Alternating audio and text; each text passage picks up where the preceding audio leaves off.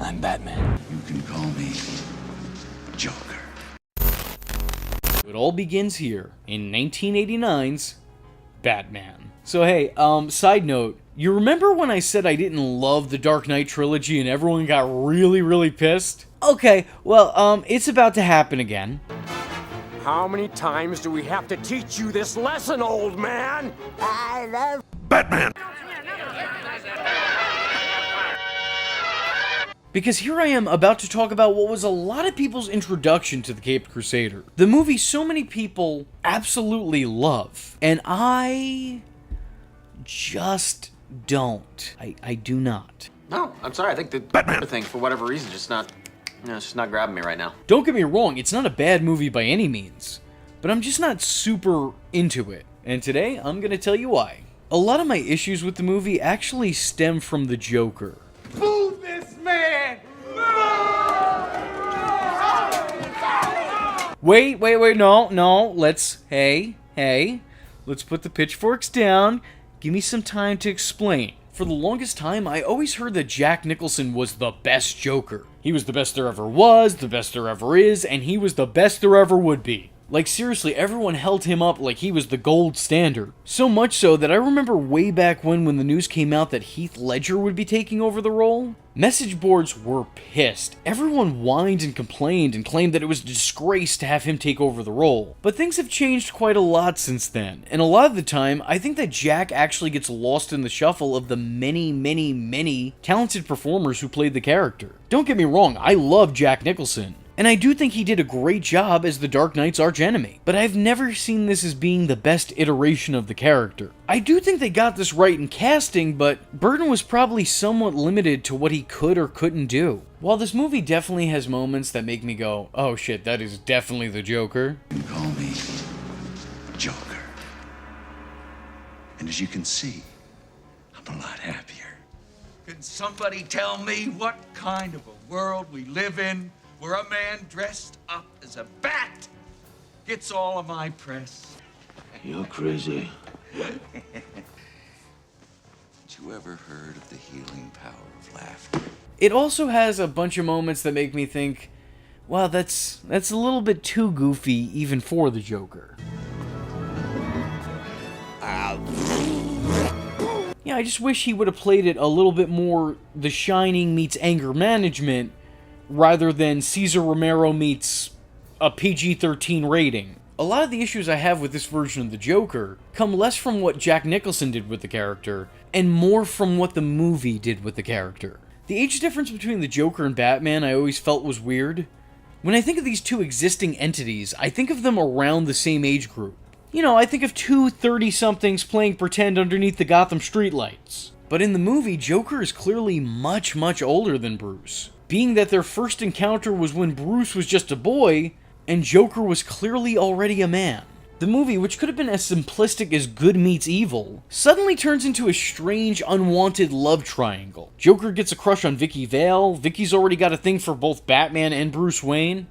Go figure. And it's really odd. I don't see the Joker as a necessarily sexual being. I mean, sure, yeah, he had a romance with Harley, but that wasn't about love or attraction, that was about having someone to manipulate. Even if I was to see the Joker as a sexual being, I wouldn't think that he would necessarily be the pursuer. And even if he was, I don't think I would want to see him as some love-struck loser and obsessed sleazebag. It's just not the Joker I know, and it's not one I want to know either. The movie gave the Joker the origin story of being a mobster, and I don't really love that direction. As a matter of fact, that was one of my less beloved moments of the animated series. I think the concept was done best in The Killing Joke, where the Joker was shown not to be a wise guy, but a man working with the mob for a one-time payout. For me, organized crime is just a little bit too, well, organized for the Joker. He's anarchy incarnate. He's a loose cannon who plays exclusively by his own rules, and he changes those rules every chance he gets. So seeing him as some other dude's flunky in a striped suit, that's just not the Joker to be. Well, to me, at least. To me, the Joker's origins are better off unknown. Better off unknown to the reader, better off unknown to the viewer, and maybe even better off unknown to himself. Whoever he was before doesn't matter. It's who he is now that counts and should probably be accounted for. Like many, I prefer his multiple choice background. where viewers get to choose their own origin for the character, or just accept them all as fiction. But I do think there have been some solid alternate takes to the story, like in the movie Joker and in shows like Gotham. The mob guy thing just doesn't do it for me. But I think what I like the least about the Joker in the 1989 movie is that in addition to the age group, they also had the Joker play the role of Joe Chill in Bruce's origin story. I feel like the sole reason the movie made the Joker the guy that murdered Bruce Wayne's parents was to have this whole weird symbiotic relationship between the hero and the villain. Because now the Joker is responsible for the creation of Batman, and Batman is responsible for the creation of the Joker.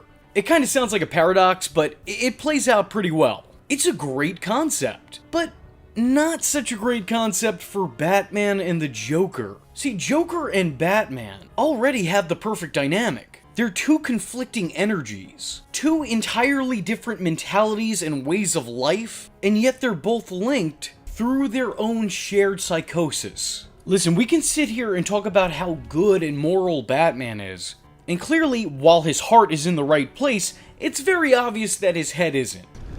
The cape? Unless you'd be willing to give real-life people a free pass when they decide to dress up as a giant rodent, and go out and intentionally look for problems. I question why they decided to give Joker a pre-clown love interest in the form of Alicia, only for him to randomly kill her off-screen without any rhyme or reason. I guess it could have been done to show how unpredictable and terrifying the Joker could be, but I think you already accomplished that once you signed Jack Nicholson up for the role.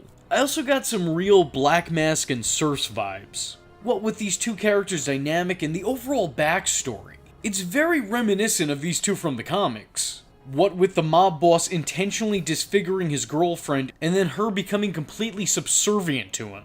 The Joker was always my least favorite part of this movie, even from the time I watched it as a kid. But now that I'm older and I got a chance to re-watch the movie for this video, yes, I haven't watched this movie all that often, I'm now realizing that it has very little to do with Jack Nicholson. Rewatching it now, I get the hype around his performance. I mean, I don't think it's the definitive Joker like many insisted when I was younger, but it definitely has a place in both the top 10 Joker performances and the top 10 Jack Nicholson performances. Though it's saying that, I still stand by my original opinion that Jack Nicholson was capable of a better Joker performance than the one he gave, even if the one that he did give is pretty great in its own right. One thing I have to give this movie credit for is that I think they had a great concept of screen time management. You know, I think it hit that nice middle ground where we saw just enough of Bruce and just enough of Batman to understand the duality of the character. In the sense that we got to see him in his two separate lives, and we also learned how they compared and how they conflicted. And Michael Keaton as Batman? I mean, really? Do I have to tell you how great he is as Batman? Because, like, honestly, what can I say about Michael Keaton that hasn't already been said? There's a reason that this guy is the personification of Batman to so many people. I think he really captures the social awkwardness of a man who witnessed his parents' untimely deaths, and then spent the rest of his adolescence in shadows. Excuse me. Excuse me. Excuse me. Could you tell me which of these guys is Bruce Wayne? Well, I'm not sure. But he still retains a certain amount of natural charm and charisma. So despite his occasional strangeness, he still has a real likability to him. Bruce Wayne. Are you sure? Yeah, this time. I will say, I wish there was a little bit more of a front for when he portrayed Bruce Wayne. I already spoke in the past about Batman's identity. And I talked about how Bruce Wayne is the true mask, and Batman is his true identity. But here, we don't really get that. He pretty much just plays the character as Batman all the way through, mask or not. But it's still a really, really great performance. And I think we learn more about the actual man behind the mask because of it. Keaton also has a very unassuming presence to him. He doesn't necessarily look like a threat. He looks like, well, a normal guy. As a matter of fact, he looks like the most ordinary guy. And I think that kind of works in his favor. This is the last dude that you would assume would be running around the streets of Gotham beating thugs to a bloody pulp. To me, it adds another layer. Who's gonna believe that this guy is some buffed up night ninja in a strange Zorro cosplay? His stoicism never at any point feels forced. You know, you never really feel like he's putting on a performance. It's all very second nature to natural. You know, you don't have someone deepening their voice to try and sound scary. What the hell are you? I'm Batman. There's already something just naturally intimidating about this man in the cowl. What are you? I'm Batman. Even if it sounds like he's whispering to you indiscreetly, it's still very alarming. There are elements from this movie's depiction of its titular hero that I don't really love. I don't like that Bats openly and intentionally kills people. I will never like that. To me, that is not the character. But in that same breath, this movie does showcase the Dark Knight as an expert in hand-to-hand combat, an intelligent investigator and detective. Oh yeah, and a fucking scientist, which is not something you get in every Batman project. Overall, I can just go on and on and on about how good Michael Keaton is, but I'll just keep it short and say, there's a reason people are excited to see the return of this Batman in the upcoming Flash movie. Kim Basinger plays the role of Vicky Vale mostly well, but I feel like the movie tries to showcase her as Lois Lane Zero, and I don't feel like that really works. There's some scenes where she really shines in the role, but she can also come across from time to time as flat or otherwise bored. She mostly seems lively and alert in her scenes with Bruce Wayne, and their romance, while a little bit underdeveloped, is at least believable. But of course, she becomes a plot device in the movie's damsel in distress about halfway through it, so I really don't have all that much to say about her. Upon rewatching this for the first time in years, I was surprised to see Commissioner Gordon taking a somewhat active role in the story. Sure, he's not always on screen, but when he is on screen, he's doing his job. I guess my memory of this actor in the role is mostly from the latter films in this lineup. We'll get to later. One of them, unfortunately. In the later movies, he's kind of played off as a complete, ineffective, oafish buffoon. You're way too old for me. No, I'm not. Please, come back. A sad, round, pitiful excuse of a man, which of course I can relate to. But I'm glad to see that that wasn't the case here. Even if he doesn't have a relationship with Batman or Bruce Wayne and shares all of one scene with him in the very opening of the movie. The character of Knox is the comic relief here, and he's actually pretty fine in that department. He never overstays his welcome, and he adds some much needed personality to a movie filled with broody Batmen, homicidal clowns, and a colorless gothic city. Knox, I got something for you. Very funny. You should have a little more gore under the fangs, though, right? What a dick. Isn't anybody gonna go on record? Your Honor, great suit. No comment. I'm really surprised that he didn't return in some form or fashion in the sequel. And apparently he was never even considered for the sequel. And I don't know about you, but that sounds like a goddamn mistake to me. Though it was nice finally seeing him again after all these years in the Crisis on Infinite Earths event. Your presence was severely missed. So I'm just saying, I don't see any reason that he shouldn't show up for the Flash movie. And while we're on the subject of characters, why the hell was Lieutenant Eckhart not Harvey Bullock? Actually, I know the answer. Allegedly, it was because Tim didn't want there to be two Harveys in the script. What with Billy D. Williams playing District Attorney Harvey Dent. And speaking of Billy D. Williams playing District Attorney Harvey Dent, now I'm gonna be real with you. If I can be serious for a minute. Typically, I don't like race or gender swapping characters in movies. I like things sticking as close to the source material, at least spiritually, as possible. I don't need the same exact events, I just need the characters to feel like they're the characters. So major changes to their identity, I'm not really for. Let somebody finally make the White Spawn movie I've been hearing about for years, and I swear to God, and I will light all of these tiki torches. Though in saying that, I don't think it's the worst thing in the world. Ultimately, I think the most important thing is performance. And if there's a performance powerful enough to transcend that barrier, fuck it. Because to me, that's what means more than anything else. And this is absolutely one of those cases. Harvey Dent is traditionally white in the comics. And that doesn't mean a goddamn thing because Billy D. Williams embodies what the character was meant to be. Harvey Dent is an intelligent, smooth-talking, charismatic man who used his gift of gab to rise through the political rankings in Gotham. Oh, and typically he's easy on the eyes and not too bad with the ladies either. They don't call this guy Handsome Harvey for nothing. Casting Lando Calrissian in the role? Fucking brilliant! Unfortunately, though, the movie doesn't seem to do a whole lot with the character. And he doesn't even turn up for the sequel. Instead, the character eventually comes back, but now he's recasted as Tommy Lee Jones in Batman Forever, who is noticeably not only not Lando Calrissian, but is also not black. Whoa, wait a... That guy isn't black! You son of a bitch, you told me this guy was African-American! I'm supposed to believe that Tommy Lee Jones has the same energy as Billy D. Williams? I don't know about that. Tough sell. I cannot sanction your buffoonery. It's a real shame because I'd really like to see what both Tim Burton and Billy D. Williams would have done with this character. You know, after the new makeover. He of course played the character again in the Lego movie, but he was really just a cameo and a wink and a nod at the audience. But hey, if Batman 66 can get animated follow-ups in the late 2010s, I'm not ruling anything out just yet. All I'm saying is I think we were robbed of seeing Billy D really make the character his own. The older I get, the more I appreciate him in this role. But again, I wish he actually had something to do with it. It's such a good casting choice to just waste his talents as... well, quite frankly, it's unacceptable! In terms of Alfred performances, I personally prefer Alfred being a little bit more sarcastic. I like the quick on his feet, witty asshole in a tux. Like, ideally, when I think of Alfred, I think of Jeffrey from Fresh Prince of Bel-Air. That's what I want to see in my Alfred. Jeffrey, Will's been hypnotized. The great Mentos made him think he's 4 years old. Can he make me think I care?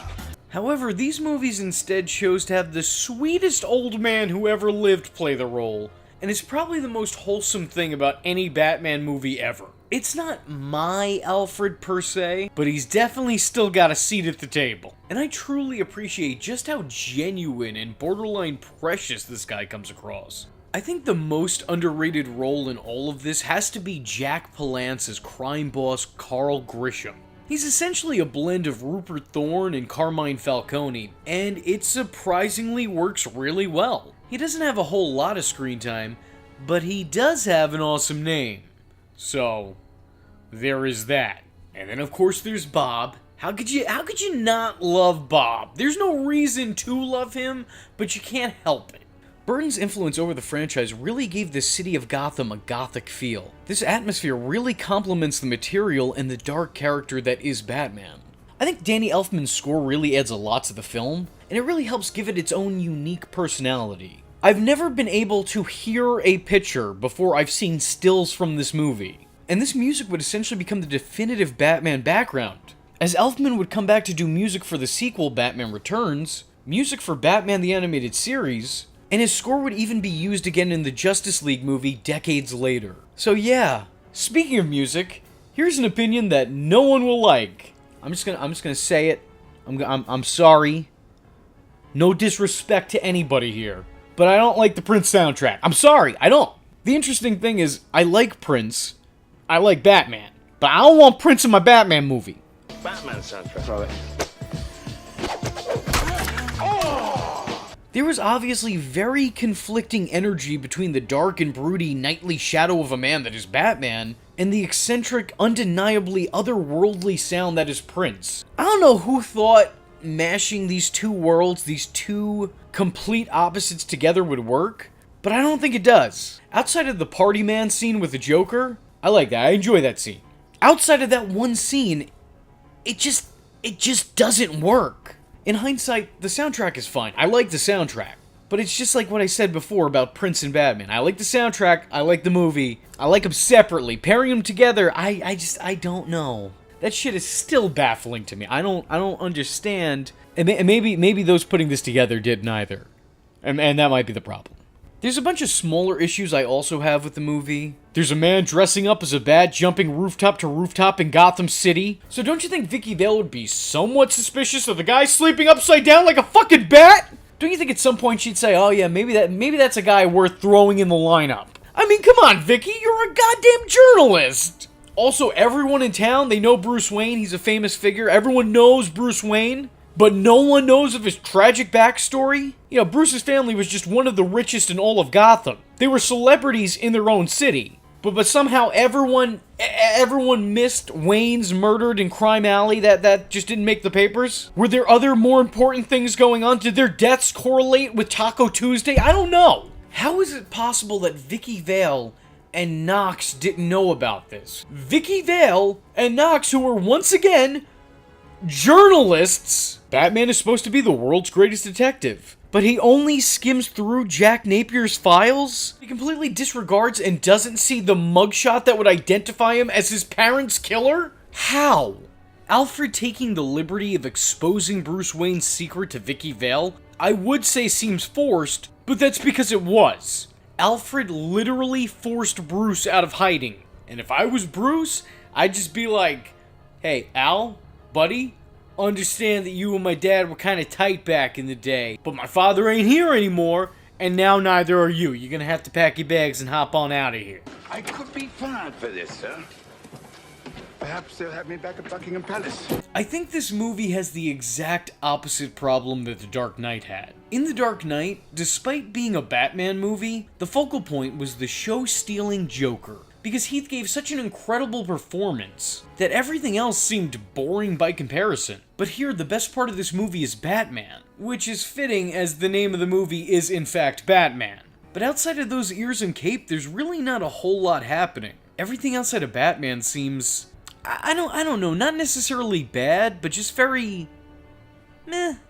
Now look, while this may not be the definitive Batman to me, there's no denying that it undoubtedly inspired other performers in the role, and it helped mold the image of the Caped Crusader that the general public knows and loves today. You gotta think, before this, we had those really cheap, cheesy Batman serials, which I will eventually get to on this channel, and we had Batman going to bars, drinking a nice tall glass of OJ, and then going out on the dance floor to bust a move. That was the Batman that people knew at the time. Many people, myself included here, see the animated series and the Arkham series as the definitive versions of the character. But the thing is, the animated series wouldn't even exist had it not been for the success of the 1989 Batman movie. Tim Burton's Batman may not be my Batman, but this Batman was the catalyst for what would become my Batman. The guy was the Dark Blueprint. So yeah, despite the title, I do actually like this movie, but I don't think that I like it the way most other people do. I enjoy it, sure, and I can acknowledge that despite having a couple of faults and flaws, some which are very, very blasphemous to me, it's still a mostly competent movie. I just don't think that it's the best Batman movie.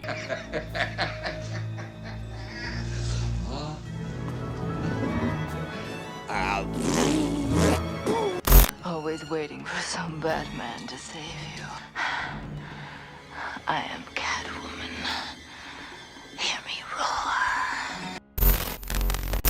Honey, I'm home! I forgot. I'm not married. Greetings and salutations, it's me, your least favorite YouTuber, Infuso. And the last time you joined me on this Batman retrospective, I upset a lot of people by admitting that I personally didn't really care for Tim Burton's Batman. But the thing is when I said I didn't like Tim Burton's Batman, I was talking about the movie Tim Burton's Batman. The truth of the matter is, I actually love Tim Burton's Batman Returns.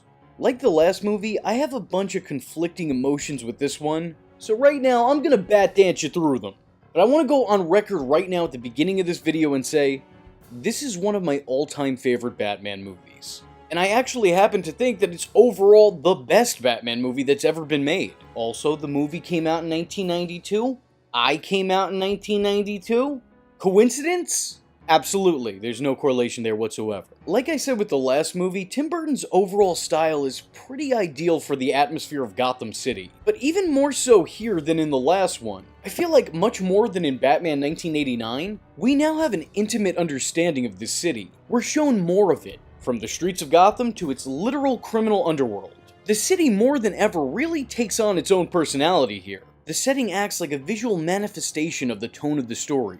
This dark and gothic look complements our titular hero in ways I don't think have ever properly been duplicated. The world it builds is a world that I can absolutely see a Batman in. I can't state enough just how great this is. Like these movies, I have a very complicated relationship with Tim Burton. The thing about Tim Burton is that when he adapts any original source material, he's gonna completely alter it to his liking. I'll put it to you like this. If Tim was a contractor, he'd take 2 pieces of the blueprint and then throw the rest of it out to do whatever the f he thought of at that moment.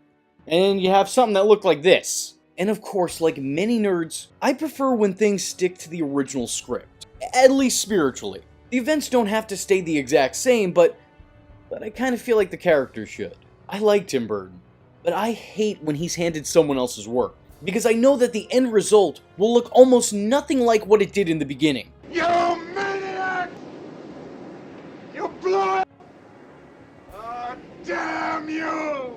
I personally cannot, and will not, and frankly shall not, forgive the man for what he did to Alice in Wonderland. Twice!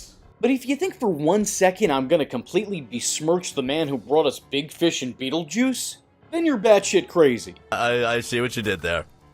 I absolutely hated the changes he made to the Joker character in the previous movie. They restricted how much I could actually truly appreciate the character in Jack Nicholson's performance. He recreated a classic villain by completely disassembling him. But on the other side of that coin, I love what he's done to the villains of Batman Returns. The Penguin and Catwoman could hardly be any different from their panel-to-panel counterparts. In the comics, the Penguin was a filthy rich socialite entrepreneur, by which I mean he was usually a thief who appreciated the arts. He liked the finer things in life. Now compare that to this sewer-dwelling creature that looks like he came out of The Hills Have Eyes. The Penguin was always a short, stocky, pointy-nosed man that I guess you could say resembled a bird, most notably a penguin. You are a big, fat, flightless bird! Right, those are all. Those are all. Yeah, I mean, just the sort of the general. Whatever. But he wasn't, you know, actually a penguin.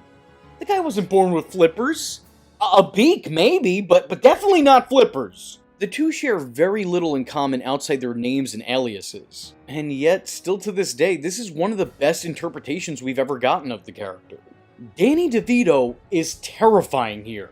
The guy is pure nightmare fuel. He is significantly more sinister than the villain that came before him.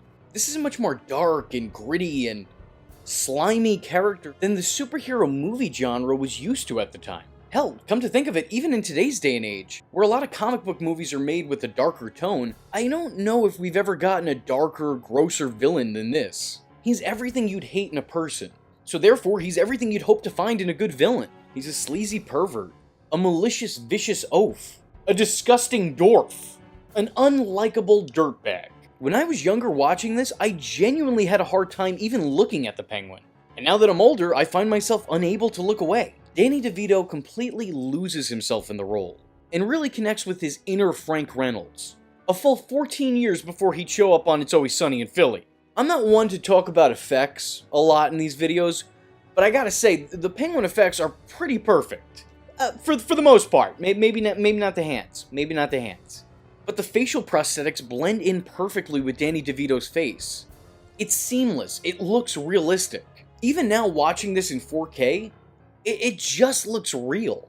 Again, face-wise. In terms of the pillowy body and condom gloves that he wore to give the illusion of flippers, you know, maybe not so much, but the face! I loved Danny DeVito when I was younger due to movies like Matilda, Throw Mama from the Train, and Man on the Moon. But I still didn't recognize that this was him until a couple years after seeing this for the first time. You know, despite this not being the character's original depiction, I think that for a lot of people, this is the Penguin. This is still what a lot of people think when they think of the character. Comics and even animated series such as The Batman and Batman the Animated Series have recycled elements from this version of the character, so it definitely had some staying power. One of the weirdest elements about this version of the character, though, is that his gang of misfits are circus performers, which I think would be much more fitting for, I don't know, the Joker? Look, I don't want to be a backseat creator here, but, you know, maybe put the clowns with the Clown Prince of Crime? Actually, now that I'm saying all this out loud, the Penguin in the comics was usually surrounded by or associated with the mob, whereas the Joker was usually surrounded by carnies, so, you know, it just seems like on paper you should have switched those two. It probably would have made more sense and worked out better. You know, but then again, maybe that wouldn't work for this version of the character. I can't really see him working with the Mafia. Actually, I can't really see him working with anybody. Other than actual penguins, of course. Also, not much like her original self is this movie's version of Catwoman. Meow. At least in terms of the character's origin. Typically, Selina Kyle, much like the Penguin, is a thief. Except where he has a fondness for birds, she has a love and obsession with cats. Usually, she's strong-willed, quick-witted, athletically inclined, highly intelligent, and morally ambiguous. Costume or not, that's Selina Kyle. But Batman Returns takes a different approach to the character. Here, she's just a lowly secretary. Lowly assistant. When we first see her outside of her costume, she's a shy, fragile loner who is typically overlooked or just laughed off. But it's amazing what death does for a woman. In ways that I still to this day can't fully understand or properly articulate, but I'm gonna try. Selina is gifted 8 additional lives due to a bunch of stray cats licking her wounds after she was pushed to her death out of a building. Did you get that? Because I didn't. And don't tell me that they explain it in the Halle Berry Catwoman movie. That is not canon, and I am not going to watch it. Midnight knew your fate. That's why she tested you, to see if you were worthy of a gift she could give you. A gift that could change your life. While the movie wasn't exactly true to the character's background, it was still very true to the character. At least, as soon as she put those cat ears on. After her alleged death, she becomes the Catwoman comic book fans come to know and love. The larger-than-life personality, whip and catsuit included. It's still to this day my favorite rendition of the character, from the aesthetically pleasing stitched-up suit, to the way Michelle Pfeiffer expertly delivers her lines. I don't think we're ever going to get a better Catwoman. Anne Hathaway came close. She came pretty close, I'm not gonna lie. I had some doubts, she did a good job. But this is Michelle Pfeiffer, I mean, come on! She just about checks off every box on the Catwoman list. Seductive, manipulative, charming, intimidating, headstrong. Naked, sexual, charisma. She's got it all. She's all that. Despite her villainous status, this movie truly makes you root for her character, and her relationship with Bruce Wayne. I complained in my Batman 1989 movie review that there really didn't seem to be a whole lot of chemistry between Kim Basinger's Vicky Vale and Michael Keaton's Bruce Wayne, but that's absolutely not an issue here whatsoever. The chemistry is there, and it's very much evident. The second we see these two share the screen together, there it is. We can almost physically see the sparks that are flying. Their back and forth banter and the scenes in which we just see these two characters carry out ordinary conversations are highly entertaining. Scenes like these could be seen as filler, or the moments that you could take a piss break without having to pause the movie, because you're not going to miss much. But that's not the case here. Their every interaction is fun to watch, and the relationship the two establish helps build both characters up. It's beneficial for all parties, especially the audience. We learn more about both of them from them having spent screen time with each other. We see where the duality of both these characters compare, contrast, and completely conflict. I think Bruce says it best at the end. They're the same, cut straight down the middle. But what he doesn't understand is that those two halves are two opposing sides. The test audiences actually loved the pairing so much that they pretty much demanded that the character be kept alive after her final death in the movie. That final scene where we see the Catwoman survived wasn't in the original cut. And that isn't Michelle Pfeiffer, but instead a stand-in that they got to reshoot the movie's ending, giving the movie a much more open ending and a much more satisfying one as well. I believe they also did this so this way the character could be reused in the then upcoming Tim Burton Catwoman movie, and the plan was also to eventually reunite her with Batman. Unfortunately, as time would tell, that's not exactly how things turned out. But I still think the movie made the right decision with going with this ending. It's much more narratively satisfying. Despite her turn to the dark side early on, we constantly see Selina's before and after fighting for control of her present. There's a very human side to her that would love to stay with Bruce, that would love to live a normal life, but there's also that other side of her that remembers how well having a normal life worked out for her previously. The constant infighting just adds to the tragedy that is Catwoman. Who the hell do you think you are? I don't know anymore, Bruce. And even after she seemingly got what she wanted, it leads the audience to wonder, but did she though? The most understated villain of this movie is Max Schreck, who is just really giving it his all here. There's something naturally alarming and eerie about Christopher Walken. You don't even have to bring the guy to hair and makeup, just press record, he's already frightening. Those cold, dead eyes! Although the fact that they did bring him to hair and makeup does help make him feel more like a character and less like Christopher Walken. In this movie, Max Schreck is an evil business tycoon. Not to be confused with the other Max Schreck, who is a famous actor and a possible real-life vampire, if I am to believe the movie that I watched. What I love about this is that the character's aesthetic is like the personification of Tim Burton. There's something formal yet spooky about it. He works perfectly in the world that Tim set up here, but you could just as easily plop him into The Nightmare Before Christmas and he'd still fit in. The way he nonchalantly murders his assistant, secretary, without any hesitation really just highlights how cutthroat he is. The movie, while clearly painting him as a selfish, greedy, careless, calculating madman, doesn't make the character entirely heartless. He's motivated by the love of his family, namely his son. His plan to suck the power out of Gotham City, yeah, I know what I said, and I know what it sounded like, I'm not correcting it. His plan is all for the benefit of his adult kid, Chip. He also later successfully convinces the Penguin to take him captive as opposed to his kid. I don't know how often this is brought up, but I really love that the guy playing Chip is doing a really awful Christopher Walken impression the whole movie. You know, just to sell the fact that he's his son. That's amazing. I love it. I forget about this fact every time I watch this movie, so every time I'm just as surprised. He's trying to sound like Christopher Walken, but instead he sounds like your annoying friend back in high school who thought he had the most amazing Christopher Walken impersonation, and it was terrible. Maybe I just had that friend.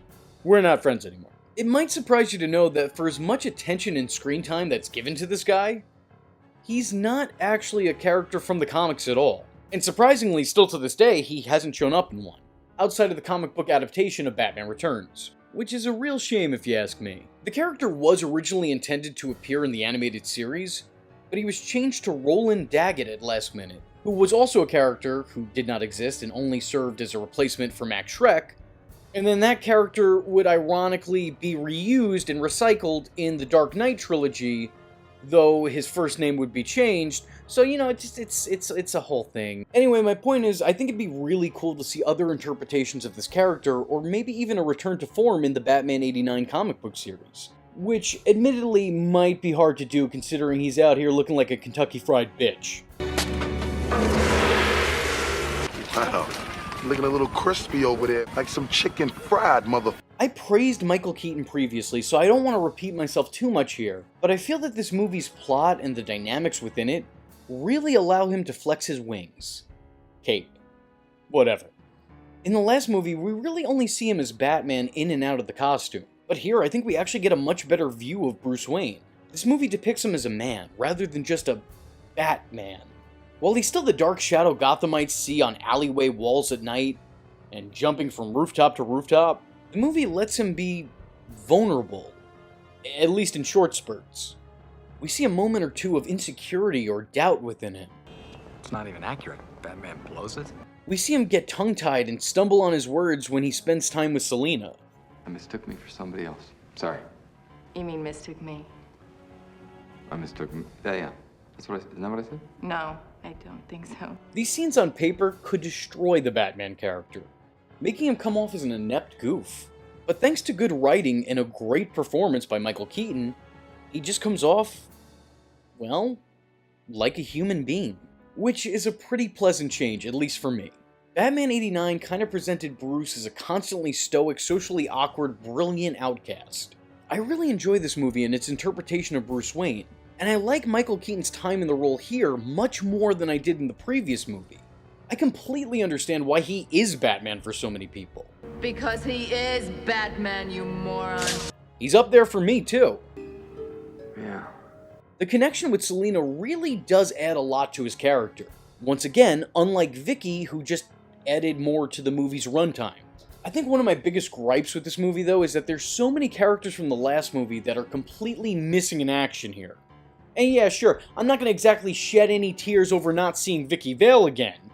But do you really mean to tell me that there's no room in this story for Knox and Harvey Dent?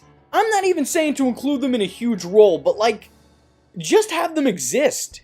Commissioner Gordon and Alfred are basically reduced to background characters in the plot, but you know, at least they're there. You mean to tell me you couldn't find somewhere to put Harvey? We have all these scenes with elected officials and mayors and whatnot, and you couldn't put Harvey Dent somewhere in that scene? And what about Knox? You mean to tell me you couldn't find a spot for him? The press are all over this movie. You couldn't have just stuck him in somewhere? I'm not saying make him the movie, but like a cameo would be nice. And speaking of cameos from Knox... Hello, V. This is Robert Wall. And thank you for asking about me. I appreciate that. I hope all is well with you and you're safe and well, as is your family. Your question about how did I feel not being included in Batman Returns? Well, I was disappointed. I really was. For a lot of reasons. Yes, I would have come back disaster, absolutely.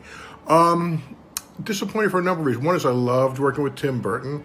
I loved working with Michael. I had a great time on Batman. Also, from a financial point of view, it would have been nice. But I guess they just didn't have the part for me. They just didn't have it. So you have to, what they say, life is not fair, get over it.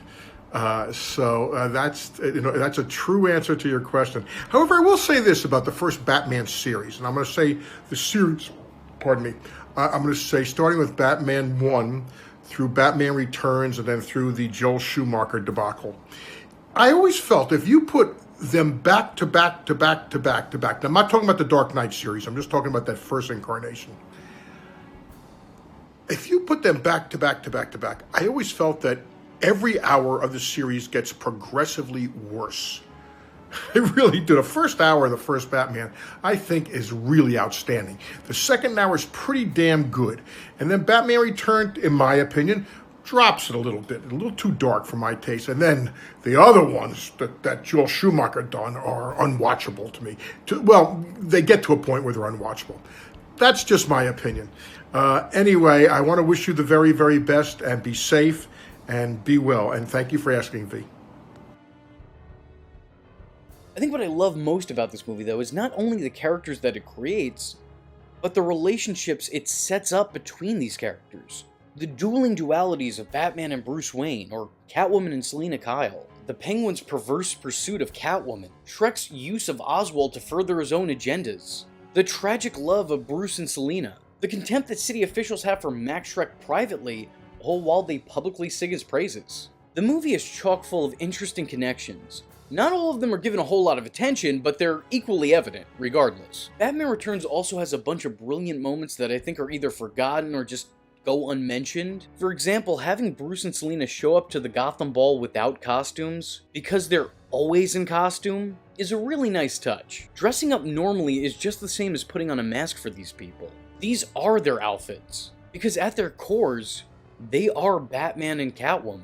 It's a real interesting scene. And while they come off as the only two ordinary people in a room full of costumed characters, we know that normally that's not the case. And while what they're wearing would typically have them fade into the background, because everyone's dressing up for Halloween in December, the focus is entirely on them. This scene is a perfect portrait of the Bruce and Selina romance. Another thing that I really like about this movie is that, as opposed to try and make Batman realistic, like how the Nolan movies did, they instead made a realistic Batman movie. That may sound weird, but hear me out. What I mean by that is that instead of bringing Batman into the real world and trying to figure out how all of these heroes and villains could be applied to some realm of reality, this movie instead took the world of Batman and tried to make it feel as realistic as possible. What would it be like if this was the world? They're not trying to bring Batman into our world, they're trying to make Batman's world feel as real as ours. Yes, this movie doesn't follow the comics. Yes, it makes some interesting new choices and changes, but it keeps the heart of Batman. The characters are different interpretations of the characters that people know, but for the most part, they still come off as those characters. And the characters that do seem unfamiliar either reinvented the wheel in their role, or they're original characters that no one would have been familiar with prior. I love Batman Returns, and for my money, it is the best live-action Batman movie by a long shot. I'm sorry, I know everyone's going to be yelling at me, how do you not understand the brilliance of The Dark Knight? That's a great movie. It really is. But I think Batman Returns is just a better Batman movie. This film is full of incredible performances. Not only some of the best in all of Batman movies, but some of the best in all comic book movies. Its tone perfectly matches the hero who is so often called the Dark Knight. The story is well told, the characters' motivations are clear, and while you can't condone their actions, you do understand why they're acting out. So that's why my pick for the best Batman movie is Batman Returns. I'm Batman. Batman Returns. Batman forever. Today, I'm here to lose all of my credibility. Aw, who am I kidding? I never really had any to begin with. Today, I'm here to discuss one of the most overlooked and underrated Batman movies of all time, Batman Forever. And if you've already unsubscribed, just hear me out. and then wait till the end of the video and then do that. And then go do that. Now I can understand why this movie has some of the hatred it does, but I assure you, there's a lot being overlooked here. Before I get any further, I want to make it clear that this isn't one of my typical scene-by-scene reviews. That comes later. Today, instead, we're going to explore just why this movie is so hated, and why I think it's somewhat unfounded. Now typically, if you ask any Batman fan, they'll tell you that the Joel Schumacher Batman films are by far the worst. They're campy, cartoony, and just overall unlikable. And while both Batman Forever and Batman and Robin up the cartoon factor significantly from Tim Burton's dark and gothic Batman and Batman Returns, it wasn't until Batman and Robin that the franchise became so unlikable. At least from my point of view. Now while the movie is flawed, I don't really see it as the giant steaming turd a lot of fans and just casual moviegoers alike see this as. For me, this movie's kinda more like a diamond in the rough. There's definitely some elements to it that work, and a lot more that pay tribute to the original source material, maybe even more than the Tim Burton films. And what better way to start than with the characters? A common complaint about this movie is that the villains in it, Two-Face and the Riddler, don't act anything like their comic book counterparts, and instead perform much more like cheap Joker knockoffs. Let me start by saying that a prehistoric Tommy Lee Jones does seem like the perfect fit for a character like Harvey Dent, or even Two-Face. He has that commanding, assertive presence that you'd imagine Gotham's leading district attorney would have. And if comic book movies back then were as taken as seriously as they are today, there's no doubt in my mind that this would have been at the top of his resume. Yes, he's a little too laughy and gleeful, which, let's be honest, is actually a little bit pleasant to see coming from Tommy Lee Jones considering this is his face most of the time. He somehow both overutilizes and underutilizes his whole doing things in twos gimmick. He's all over the place. The second bank of Gotham on the Second anniversary of the day I captured him. He'll slaughter them without thinking twice. And in most of his scenes, it's hard to pay attention to anything else because he's too busy eating up all of the scenery. I hope you made extra. Let's start this party with a bang! Blast it! Open sesame. Attention, citizens of fair Gotham! Yes! Oh, happy day! Farewell forever to that pointy-eared night rat!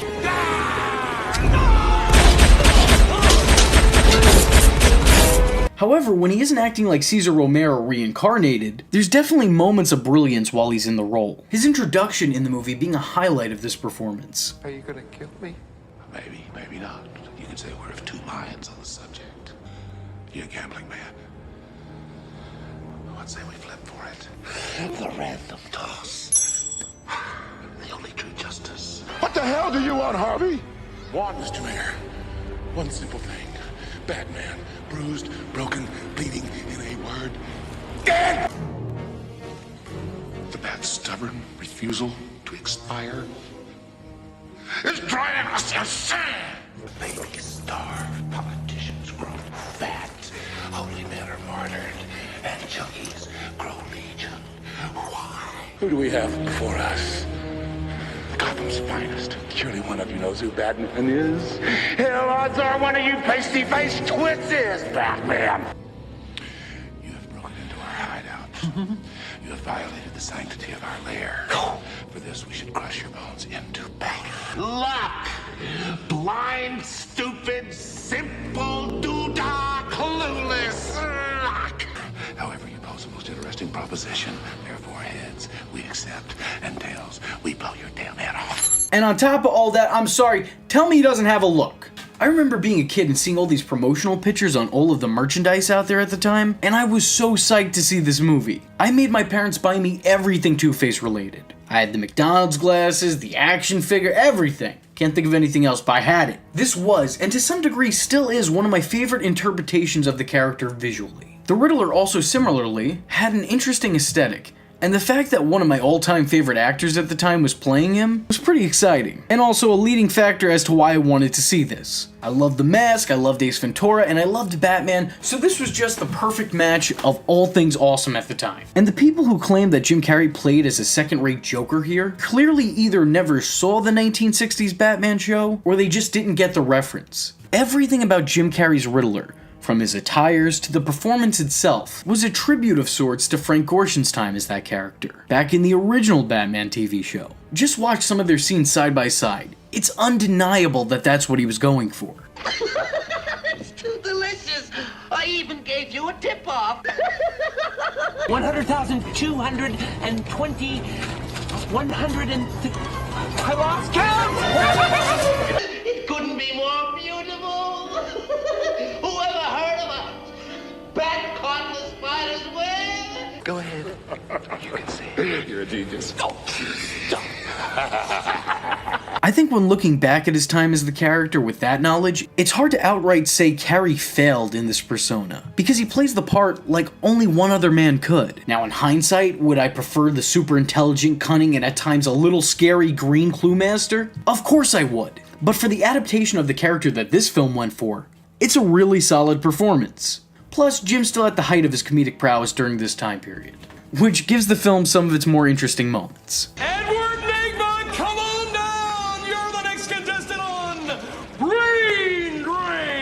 Judges. I'm sorry, your answer must be in the form of a question, but thank you for playing. Why? Oh, why? Just can't believe it. I'm sucking up your IQ, vacuuming the cortex, feeding off your brain. I'm coming, my sweet. Fully interactive holographs. Only a high-frequency carrier wave beamed direct. If you can introduce images into the mind, what prevents you from...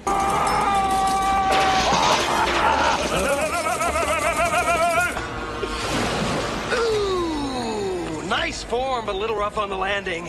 He may have to settle for the bronze. Like the jacket? It keeps me safe when I'm jogging at night. I'm reporting you to the FCC, the Human Experimentation Board, the AMI, and the police. He was like my father, my brother, cousin that visits all the time. I found this in my cubicle. You'll find the handwriting matches his exactly, as does sentence structure and spelling. Batman, you say? Coming for you? I'm counting on it! Robin's introduced for the first time in the series, and yeah, I'll admit his age is kind of strange. I mean, he looks like he's 20 here, but he's worried about some charity organization trying to take him in? Good of you to take him in. He hasn't anyone now. We've had him filling out papers all day. I figured telling that cop I'd stay here for a while saved me a truckload of social service interviews and charities. You're a grown-ass man, Chris O'Donnell. No one's gonna adopt you. Though I do feel a little bit more comfortable about seeing a 20-year-old fistfight thugs on the streets rather than an 8 or 9-year-old kid. I mean, I don't know. That just always kind of broke the suspension of disbelief for me. You know, like, this kid's out there beating up street thugs, and then what? You gonna give him a fucking juice box? Here, he's still young enough to be vulnerable, and still old enough to believably kick someone's ass. Taking out the confusing age issue, I think that Chris O'Donnell did a pretty damn good job, all things considered. He's moody, he's angsty, but never enough to become completely annoying. That's reserved for the sequel.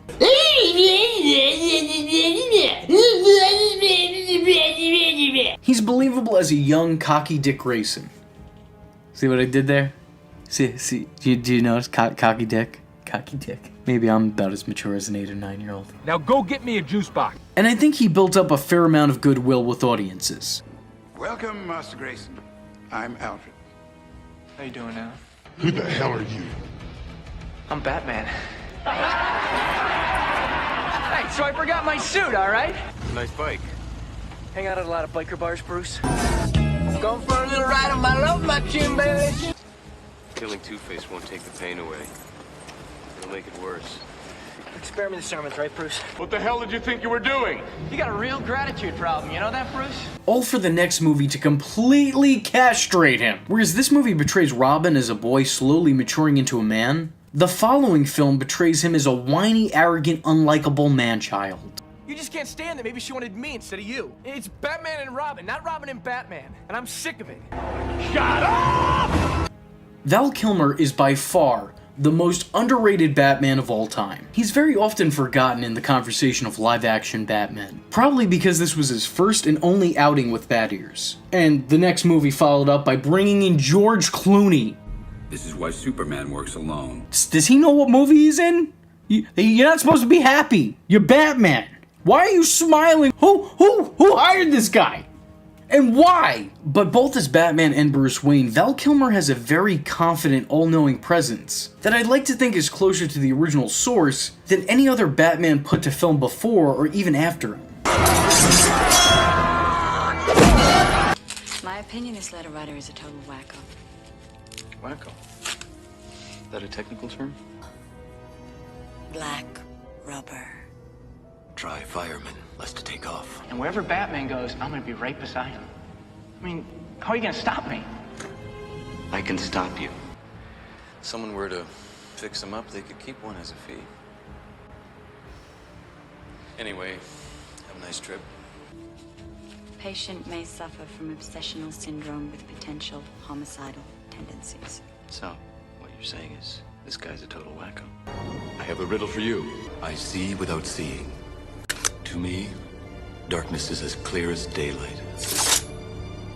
What am I? You're trying to get under my cape, Doctor? Hello, Edward. Congratulations. Great party. Nice suit. Aren't you forgetting something, Harvey? Your coin. Please! You're as blind as a bat! Exactly. You see, I'm both Bruce Wayne and Batman. Not because I have to be. Now, because I choose to be. What is it you really came here for? Yikes.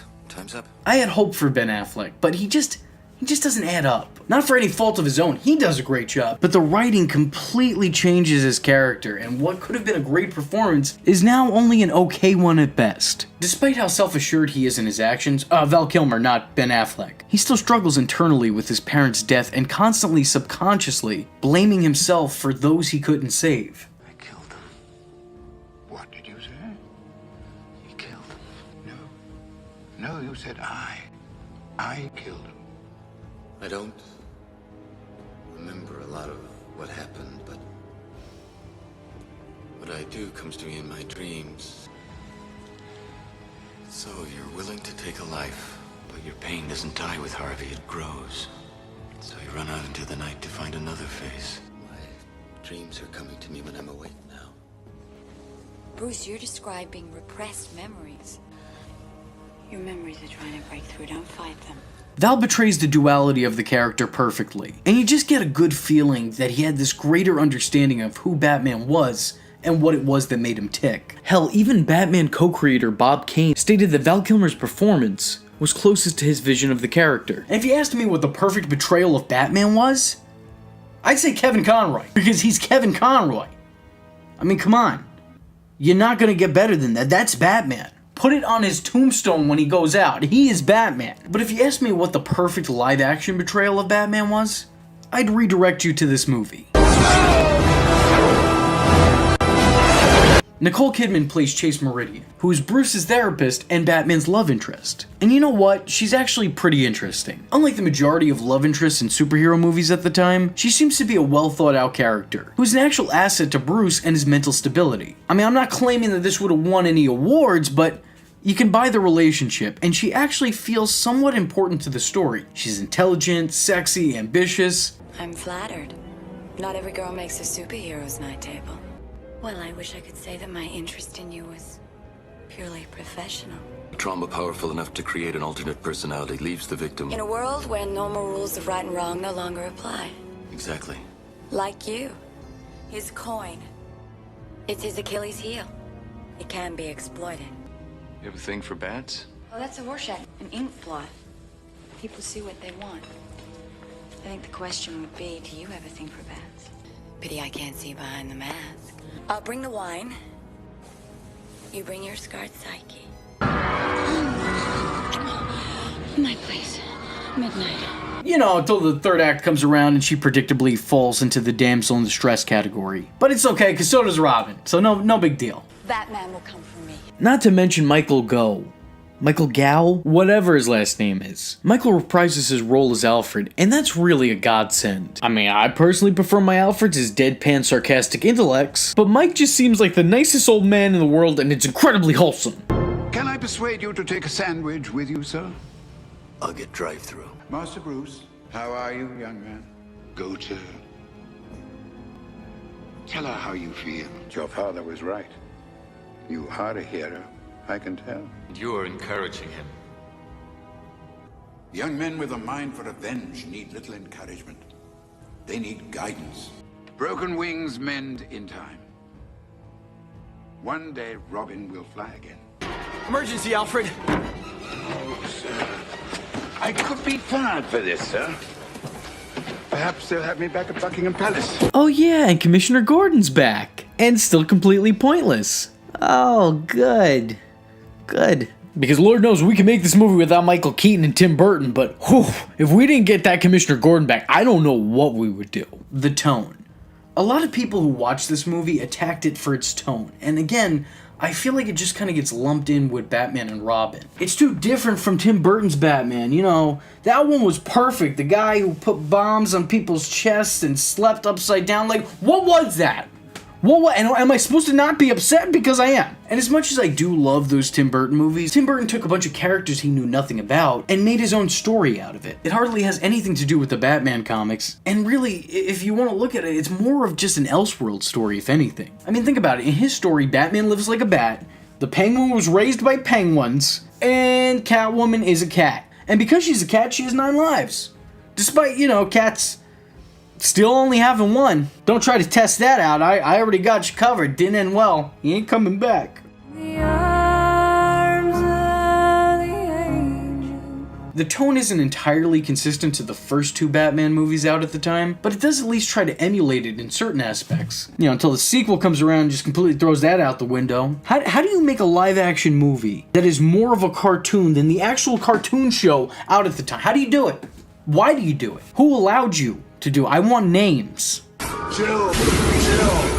The tone certainly isn't as dark and brooding as Batman Returns, which in my opinion is the pitch-perfect tone for a Batman-related project. But the studios did bring Joel in to lighten things up. So while the pitch of everything here is definitely a detour from the gothic ambience of the first films, it's not an entire 180 in direction. Gotham's even stylized in a bizarre amalgamation of Tim Burton's vision for the city in the first 2 installments of the series, and Joel Schumacher's later vision for that same city in the movie's follow-up. And here, I actually think it's a good combination. It goes to shit later, but here it's pretty good. As a matter of fact, these movies are so different that as a child, I never actually knew that Batman Forever was a sequel to Batman Returns. I thought it was an entirely different continuity. And that's even with the movie giving me subtle hints. Like having these 2 actors return, or having Dr. Meridian say this. You like strong women. I've done my homework. Or do I need skin-tight vinyl and a whip? I didn't get it. In conclusion, I think Batman Forever is a solid Batman flick, but I can completely understand why people would be disappointed if they were going into it thinking that they were going to see another Tim Burton movie. It definitely doesn't work as a sequel, but as its own thing, I think it's pretty damn good. It gives you characters you care about, performance is closer to the source than other previous incarnations, and it's just overall fun to watch. It's not a perfect movie, or even a perfect Batman movie for that matter, but it is at the very least a competent one. And a movie that I think should be talked about a little bit more than it is today. And if you disagree, which I'm sure a lot of you do, feel free to tell me in the comment section. This is why Superman works alone. I've talked to you about my disliking for the first Batman movie, my love for its follow-up, Batman Returns, and my nostalgia for its threequel, Batman Forever. Links in the bio.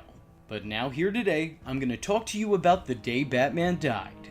This is how it happened. This is how the Batman died. The answer that shocks probably absolutely nobody. The day Batman died is the day they released Batman and Robin. If you're a fan of this channel, it should come as no shock to you, as I've already had a bad movie night on here watching it with some friends. And if you're a fan of Batman, it should come as no shock to you, because, well, it's probably your opinion too. Now, some of you who are already familiar with my The Day It Died series may be thinking to yourself, wait a second, V, this video's different. And admittedly, yeah, maybe it is. But if the bat boot fits... Say that again. if the boot fits. You see, there's no title that fits better than The Day Batman Died for a video like this. Because this movie is quite literally the thing that successfully killed the Burton Schumacher Batman franchise. And not only did it accomplish that, but it almost killed Batman. Like, altogether. So many planned sequels and reboots were scrapped over the years because they believed that Batman was no longer bankable.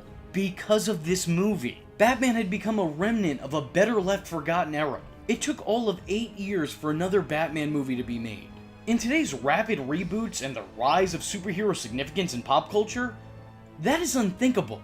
We go from one franchise to another. The second somebody steps down for a role, there's already a line for somebody to step back in. We went from Tobey Maguire to Andrew Garfield to Tom Holland right quick. There was like no recovery time. But for nearly a decade, Batman fans went without another outing. All because of the bat bomb that is Batman and Robin. So now that the mystery is up and out of the way, and we know the when, let's talk about the why. We all know by now that Batman shouldn't, and quite frankly shan't, murder. If only the people who put this movie together knew that, before they blatantly assassinated a whole heap of Batman characters on screen. Both Batman and Bruce Wayne have no discernible or describable personality. George Clooney made the very bold choice of taking the studio's money and doing next to no work in return. He was essentially paid for attendance. But to be fair, if we're talking about trying to follow this quadrilogy in general, going from Michael Keaton to Val Kilmer to George Clooney is enough to give anyone's brain whiplash. Now you can say what you want about replacing Keaton with Val Kilmer, but at least Val Kilmer tried. You understood the duality of the character, the man and the Batman. There was some sense of depth. Even if it wasn't always spoken, it was usually shown. George Clooney was just there. He was definitely in this movie, that much I can say, but that's literally the beginning and end of it. And that's really all I can say about his time in the role. This man went from tortured to torturous to watch. There's a reason this guy is the most hated Batman in the history of Batman. He was never really Batman, he was just some dude in a Batman costume. For 2 hours. He fails in every aspect of the character. What he says almost always seems disingenuous.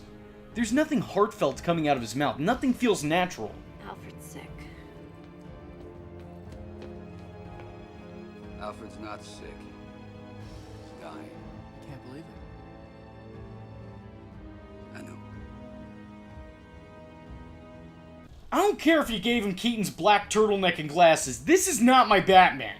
As a matter of fact, I'm gonna go ahead and say, this is nobody's Batman. The best thing to come out of George Clooney's time in the role was George Clooney's sense of humor about George Clooney's time in the role. Join me, if you will, a brief journey through the years, looking back at George Clooney reflecting on his time as Batman. Feel free to timestamp the stages of grief. Remember when George Clooney was Batman? What if I don't want to remember? I did one film, Batman and Robin, which was a... Yes. Oh, thank you. Which was a disaster.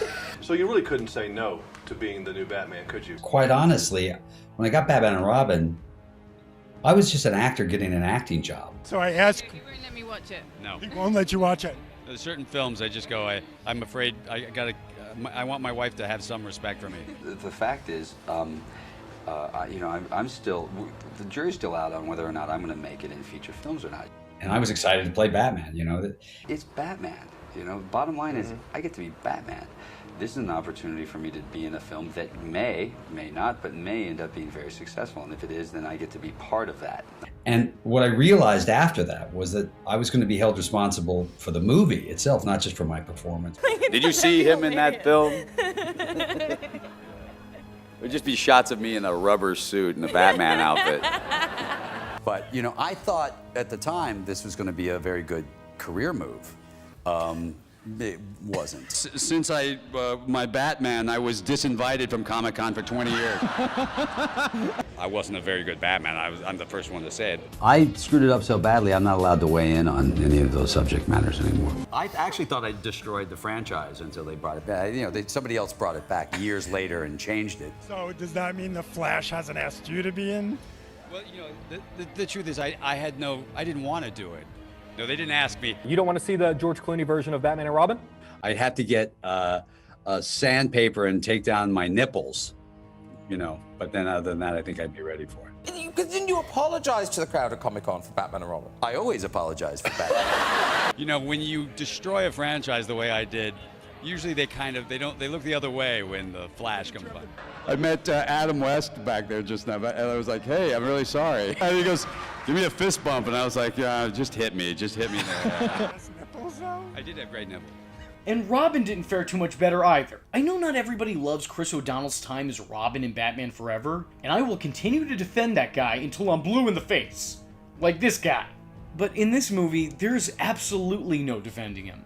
The last movie seemed to want to age up the character, to have him be a young man as opposed to a growing boy. He's depicted as being in his later teens and maybe being a little bit more mature than the Robins that we're used to. So does someone want to explain to me why in this movie, that's supposed to take place a few years after the last one, they have him acting more like a child? Here, Robin is prone to throwing hissy fits whenever he doesn't get his way. Don't push me right now. Or what? No one can capture Ivy but the big bad bat? Yeah, right. You just can't stand that maybe she wanted me instead of you. You just couldn't stand it she was gonna kiss me and not you. Couldn't stand that something was gonna be mine and not yours, could you? That's why you stopped us from kissing, because if you can't have her, no one can. Ivy's right. I don't need your help. Look, here's what I know. She loves me and not you, and it's driving you crazy. It's your house, it's your rules. I mean, it's your way or the highway. It's Batman and Robin, not Robin and Batman. And I'm sick of it. Look, I want a Robin signal in the sky, all right? I'm tired of living in your shadow. Here, he lashes out at everyone. Especially Batman. It's usually because he feels like he's being treated as a sidekick. But, hey, newsflash, Boy Wonder, you are a sidekick. I don't care that they prematurely gave you your Nightwing outfit for this. You are Robin, Batman's sidekick. This behavior isn't fitting of any of the children that had worn the cape in the comics. So it's definitely not ideal for the grown-ass man wearing it here. They took all the problems with O'Donnell's previous depiction of the character, and they exasperated them, whilst completely forgetting any trait that made the character likable. And now that I said it out loud, I really think this performance alone is pretty symbolic of this entire movie. Commissioner Gordon is once again in this movie, and once again, he does absolutely nothing.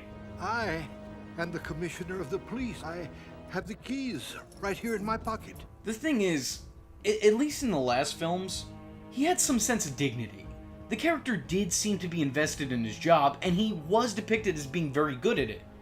As he should be, because he's the commissioner. He wasn't seen a whole lot, but when he was, it was always implied that he was working on taking down crime on his end of things. He and Batman were working on the same page, just separately in different paragraphs.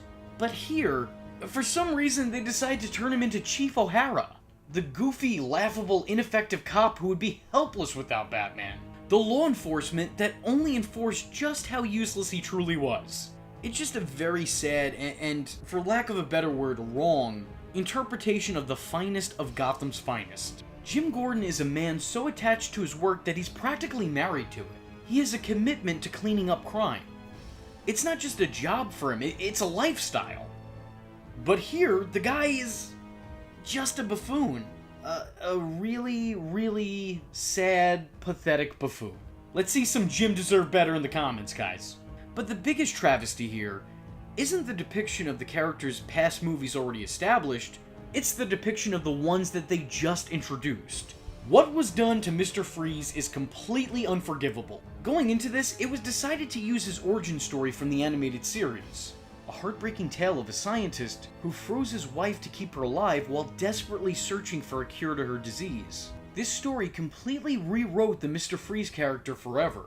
This is the version of the character that is almost always adapted to any Batman continuity that followed the animated series. It turned the character into almost an anti-hero.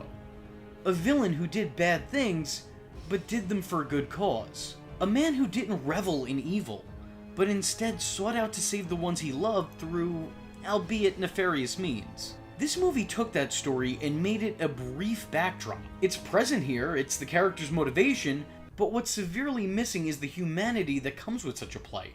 We never see Mr. Freeze as a man, he's too busy being a cartoon. Which is ironic when we're talking about a live-action movie, yet the cartoon treated itself much more like a real event. We don't see the sorrow, the heartbreak, the pain the character feels, because his scheduled screen time's already taken up with him making shitty ice punts and hamming it up. He's all too thrilled about his awful ways. I think this one hurts the most because it feels wildly out of character. Arnold Schwarzenegger's performance completely goes against his nature. This conflicts with the character in general, but it seems to conflict even with its own lore. For example, there's a scene where Mr. Freeze chastises Batman, happily telling him, "Your emotions make you weak. That's why this day is mine." Yet he's a character that's driven entirely by emotion. My passion, thoughts for my pride alone. The love of his wife and the heartbreak he has from losing her. This is what drives Mr. Freeze. Mr. Freeze, despite his cold nature, is actually a warm-hearted individual. He's driven by his own compassion and love. I mean, we're not talking about the Terminator here. You are made up of emotion. You lie! Plus, to see him so excited about being bad, it's just all kind of... I'm losing words here, but it's bad. It's all like, it's bad. It's really bad. I know this is hard for you, but winter is coming. We know what's coming with it. Winter has come at last. Allow me to break the ice. The Iceman cometh. You are not sending me to the cooler. What killed the dinosaurs? The Ice Age! Can you be cold, Batman? Cool party. Always winterize your pipes. Let's kick some ice. I can understand a pun here and there, because that even happened in the animated series, but they weren't as constant, and they certainly aren't as consistently terrible. The monster who took you from me will soon learn that revenge is a dish best served cold. But in this movie, it's like the guy's going out of his way to make a joke for an audience of 0. I'm afraid that my condition has left me cold to your pleas of mercy. All right, everyone, chill. Chill. To me, this version of Mr. Freeze is a complete slap in the face to his whole arc. And still to this day, we've yet to see the Iceman return to the big screen. Ooh. Talk about your cold shoulder. And I sure hope that changes soon. But don't worry, he's in good company. Because there's plenty of characters this movie did an injustice to. Bane is turned into a brute. I mean, the guy has always had muscle, but now they completely neglect his brain. I can't imagine that Joel Schumacher did any research into the character outside of literally just looking at a comic book cover. Probably took one look and said, oh yeah, that's muscle guy, yeah, that's what he is. Not only does the monster not have a high IQ, but he doesn't even have an IQ to speak of. He is now only capable of repeating 1 to 2 words per sentence, and that is it. Enough monkey business. We've got work to do. Monkey work. Guy just comes off like a jacked up Pokemon.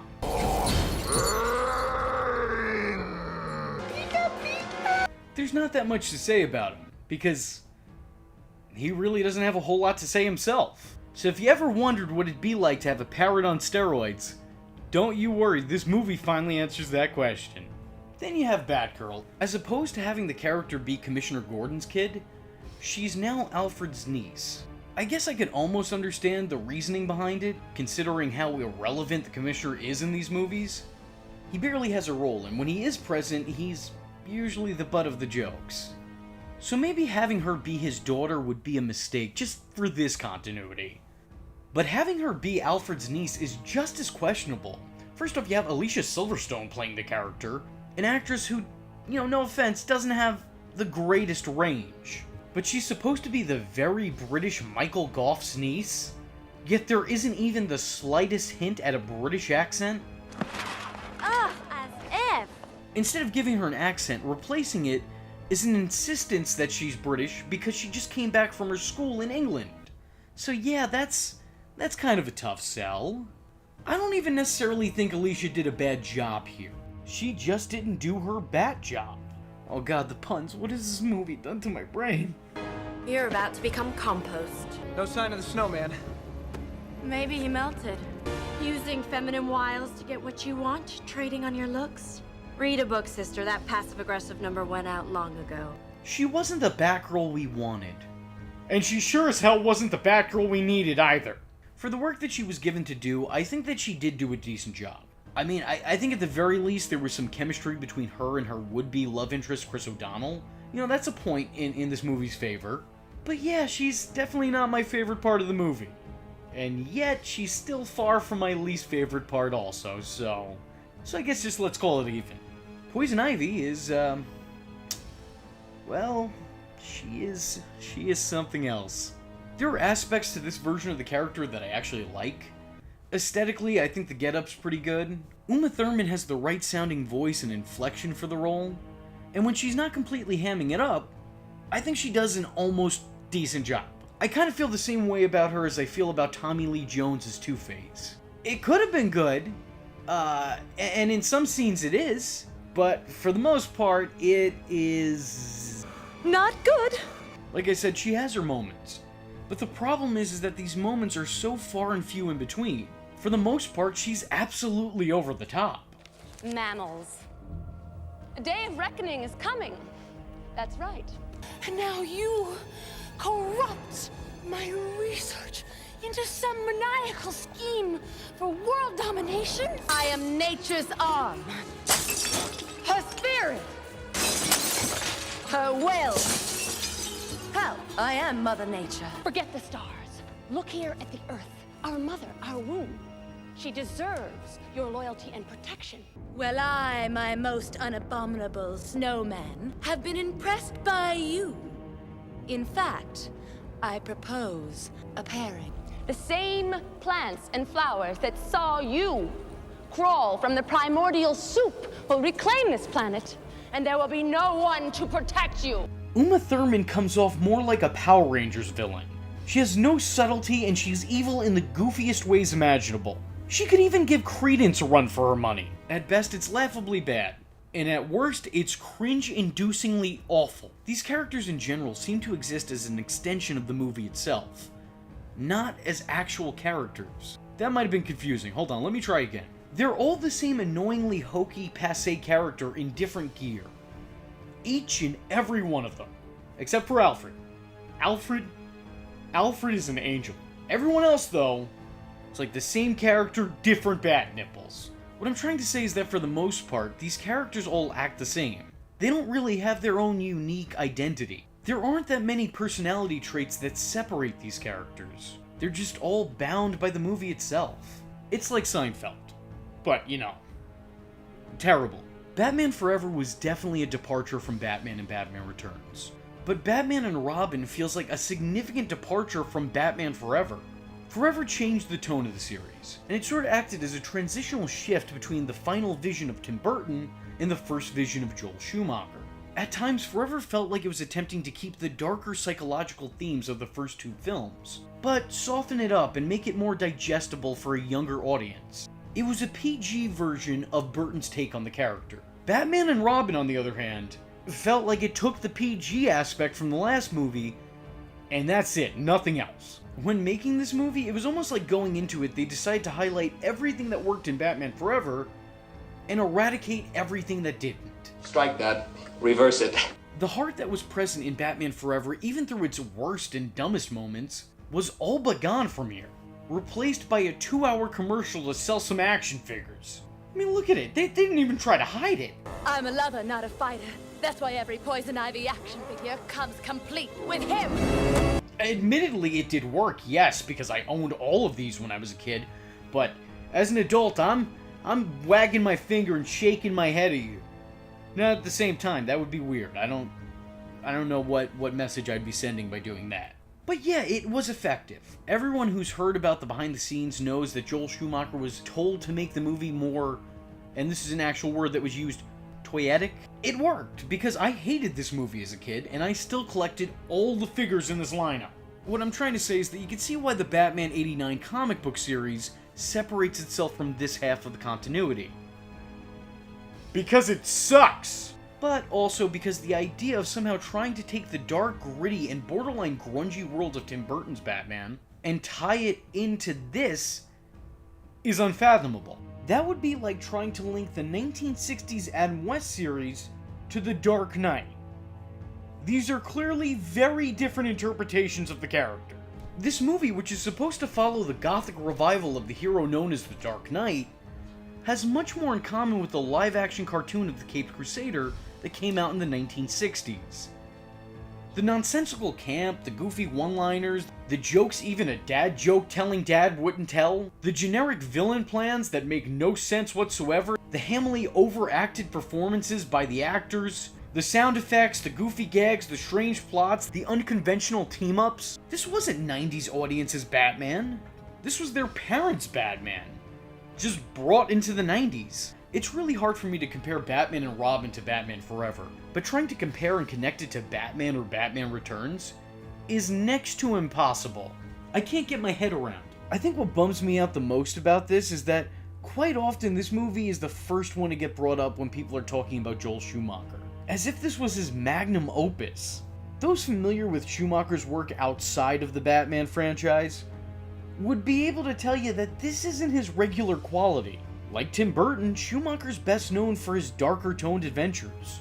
If you need proof, look no further than The Lost Boys. I think what's most evident in this movie is it was, for the lack of a better word, a very corporate movie. The other Batman films in this lineup felt like they had purpose outside of a paycheck.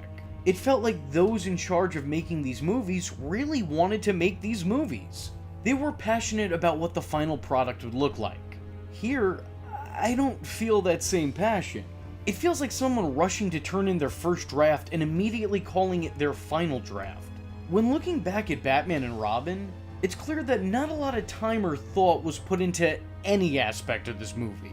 In the end, it was charmless, it was heartless, those making it were brainless. I would say that it's less of a movie than the other Batman films. The dialogue in the movie is awful.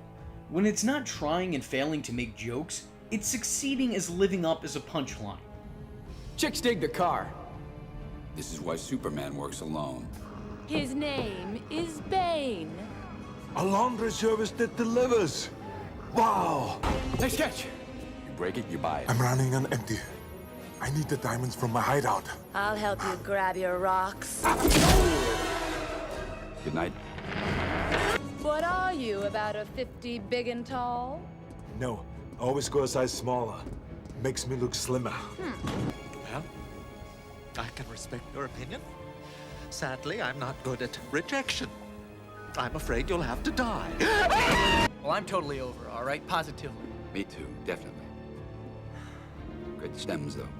Buds, too. Yeah, those are nice. That's my exit cue. This is a literal excerpt from the original script. These are lines that are in the movie.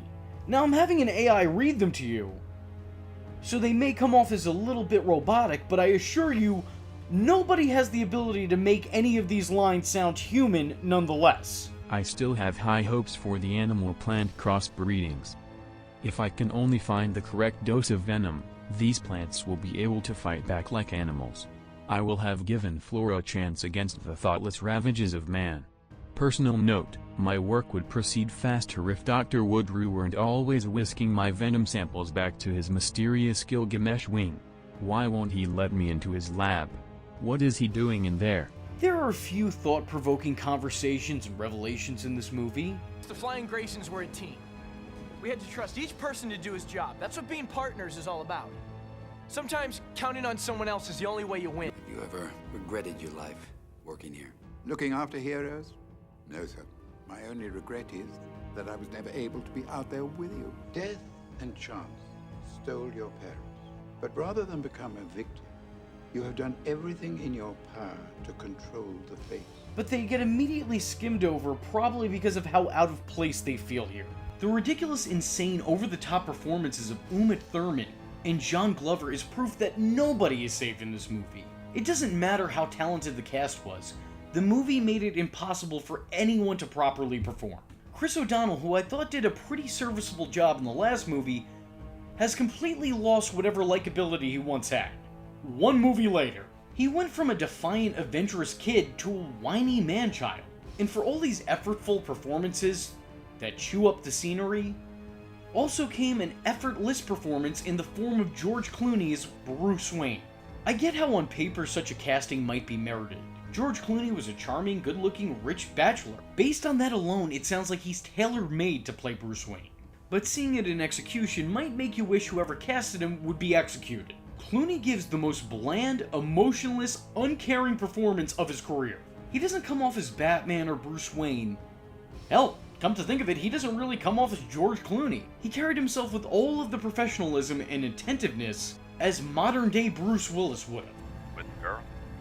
Who is this? Oh, my apologies. This dude straight up doesn't give a flying bat's ass about this movie. But hey, at least Arnold Schwarzenegger looks like he's having fun. But to be fair, that might just be because he's getting a shitload of cash to appear almost only exclusively in close-ups, while some no-name gets paid less than half of what he gets paid to do most of his shots. One thing that always bugged me is how this movie contradicts the entire established continuity. Even the movie that came before it. Batman and Robin portrays its titular character's relationship as being that of a big brother, little brother type of dynamic. But the movie that came before it clearly depicted it as a father and son type of ordeal, which is pretty much what they do in the comics as well. So, like everything else in this movie, that just doesn't feel right. And seeing the two compete for the love of a pretty redhead was giving me some unintentional PTSD that I don't ever want to relive. I didn't like it then, I don't like it now, I'll never like it ever. There's a few other problems I have with Batman and Robin too, some of which I don't often hear get brought up, but that's probably because by comparison to everything else that's wrong with the movie, it just seems inconsequential. There's a whole subplot devoted to Bruce Wayne potentially tying the knot, settling down and becoming a married man, but this relationship and his love interest is given next to no screen time. You could easily cut it out of the movie altogether, and it doesn't change the narrative whatsoever. She doesn't do anything, she doesn't add anything to the main plot, she doesn't really have a role except on paper. Nothing. When the movie starts, the two are already together. We have no idea about how or when they met, or how long they've been together, what their relationship is like, and by the end of it, none of that changes. We learn nothing about Julie Madison. As a matter of fact, I'll go ahead and say, a lot of you listening to this are probably just hearing that name for the first time, even if you've seen the movie. It is a completely forgettable and unneeded aspect to this film as a whole. We know nothing about them as a couple, and we know nothing about her in general. But why should anybody be surprised? They had Bruce break up with each of his girlfriends in between movies with a little rhyme or reason, so why not just have him start dating somebody before they hit record? It's just weird that not only is marriage a thing for some reason in this movie, but it's marriage to a character that we know nothing about. She's given far less time than Vicky Vale, Catwoman, and Dr. Chase Meridian. Let me put it to you like this. Julie just barely gets more lines than Nora Freeze. And she's frozen the whole movie. She doesn't speak. I also take issue to the fact that this whole movie wants to focus on Batman and Robin bitching and bickering like an old couple, because we barely did anything to establish them as a team at all. In the last movie, we end with them pairing up. And then in this movie, we start with them already having a falling out? Well, what's the point? Another thing that drives me crazy is the naming convention of these movies. Makes absolutely no sense. You got Batman, a movie about Batman, so fair enough. Batman Returns? Where'd he go? Where'd he go? I have no idea. He was there the whole time. By Gotham's own admission. I don't... Where's he returning from? I mean, I guess to us, sure, Batman is returning to the movie theaters, so... I'll give you a pass, but... You're walking on thin ice, and that is not an intentional pun. You named the movie about Batman and Robin Batman Forever. Why? And then you named the movie about the Bat family expanding. This feeling of the Batman legacy continuing what you can only expect to be forever. And you name it Batman and Robin? You literally just added a third to your team, turning the dynamic duo into the terrible trio. And the movie's named Batman and Robin? What, Batgirl just gets no love? You're really giving merit to the whole women working just as hard as men and getting none of the credit argument. I mean, she literally saved the titular characters in the conclusion. Why is it Batman and Robin? We got Robin over here bitching about not getting a Robin signal, but poor Batgirl couldn't even get her name credited. Now here's something I need to address. The thing that's obviously on all of our minds when we watch these movies. The bat nipples. Are the nipples still there? Of course, it's a Joel Schumacher film. Everybody has nipples. According to director Joel Schumacher, the suits were redesigned to look like that of gladiators, of Spartans. And this was to show the masculinity of Batman and Robin. But, Joel, I believe that as much as I believe that Quentin Tarantino includes feet in all of his movies because it's integral to his art. We all know why you did it. Just be honest. These look a little bit too fetishy for my taste. It's weird to think that there have been more accurate costumes in, other media, and yet these costumes are the ones that look like they were stolen straight off of another media? Shoot. But if I'm being real, nipples and cod pieces aside, these suits are kinda dumb. Objectively speaking, come on. I mean, you just put some duct tape on those nipples and you're good to go. Especially that Nightwing costume. I have a question for you. Do you still have the Robin suit from the Batman and Robin days? I do. I would buy that. I want a suit that looks like that. Yeah, that's a little strange. Well, that's what I'm into. Also, how does gravity work in these movies?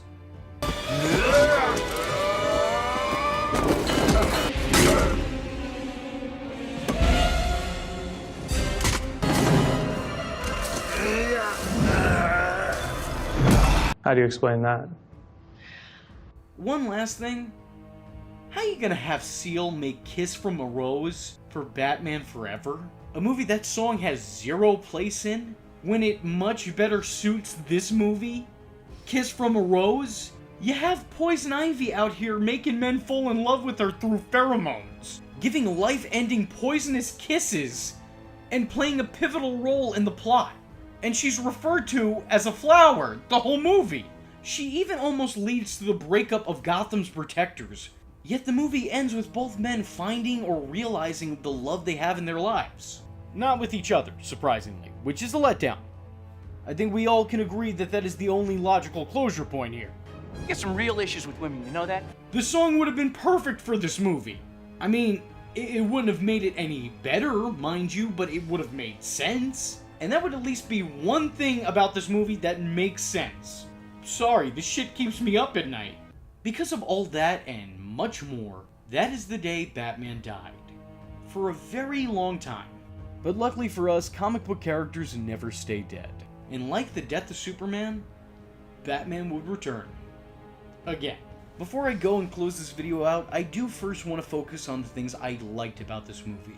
And while it is a short list, you know, at least it is a list. If there's anything I can credit to this movie, anything at all, aside from successfully selling toys, it's the decision they made to increase Alfred's role. Michael Gaff is one of only 2 actors who had been with the series from its inception with Michael Keaton, all the way to its sad end with George Clooney. So it was nice to see him get more screen time and have a portion of the plot focus on him.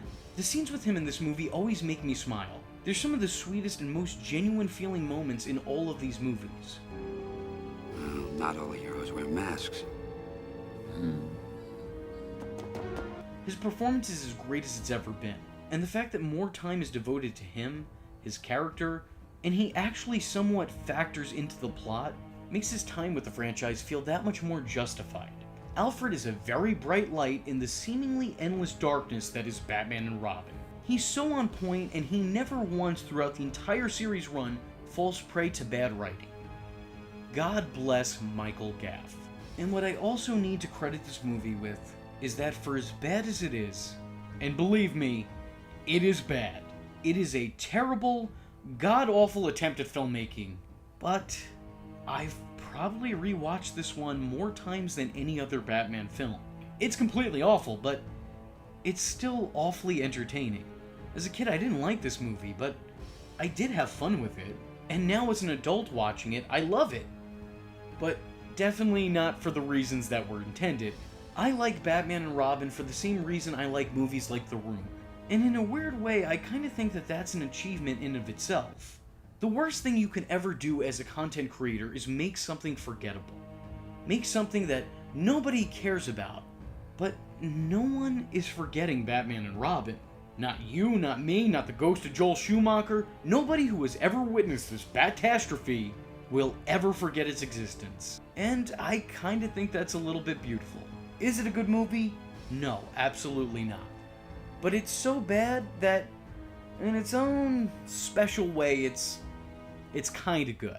But it's good for being bad. You can turn this movie on at get-togethers and gather your friends up and still have a lot of fun watching it. Can we watch something else? It's about to get really good. It's about to get really good. Trust me. So while the movie should be frowned at, it should also be applauded. Though maybe not at the same time. I don't know what that would look like or what message that's sending, so maybe separately. What else could I possibly say about a movie that is so bad that the director has had to come out and apologize for it on numerous occasions? If I disappointed them in any way, then I really want to apologize, because it wasn't my intention. My intention was just to entertain them. With that being said, if you like the video, then like this video.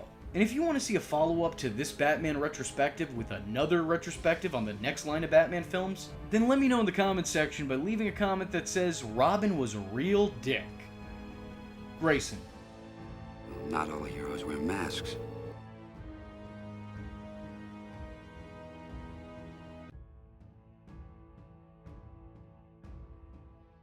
I am vengeance. I am the night, and that was V Infuso.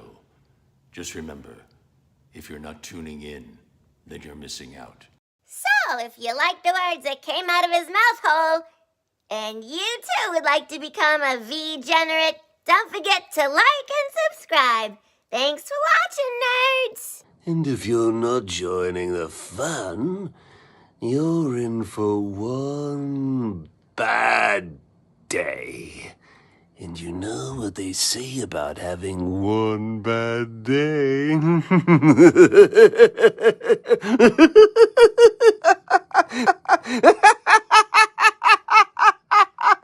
Catch him next time. Same bat time. Same bat channel. Badida, badida, badida, badida, badida, badida. There used to be a grain tower alone on the sea. You became the light on the dark side of me. Love remained a drug, that's the high and not the pill. But did you know that when it snows my eyes become large and the light that you shine can be seen?